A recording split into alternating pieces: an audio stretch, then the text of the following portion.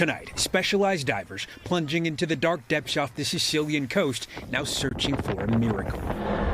Rescuers scouring for those passengers believed to be tragically trapped somewhere in the ship's hull, scattered more than 160 feet down along the sea floor. Italian authorities say 22 people were on board the 184-foot luxury yacht when the storm struck. 6 remain missing, including the yacht's owner, tech mogul Mike Lynch, and his teenage daughter. Also, the British chairman of Morgan Stanley, Jonathan Bloomer, and his wife, Judy, along with Lynch's New York-based attorney, Christopher Morvello, and wife, Netta. Morvello represented Lynch in June when he was cleared in a massive U.S. fraud trial. Morvello cheered the legal victory with a now ominous post, and they all lived happily ever after. Another twist, Lynch's co-defendant from that same trial, Steve Chamberlain, was fatally struck by a car while running on Saturday. 15 people aboard the yacht were initially rescued, with 1 confirmed death. The body of the ship's chef recovered Monday. Rescue efforts for those still missing complicated by the ship's depth and narrow passages.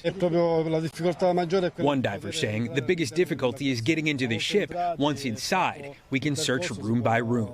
Security video captured early Monday showing the storm's staggering power, including wind gusts up to 150 miles per hour. The captain of another nearby boat saying he was there when the yacht went down. We were hit by a violent gust yesterday, a tornado, water tornado, I think they call it. A moment later, she was gone and we couldn't declare what happened.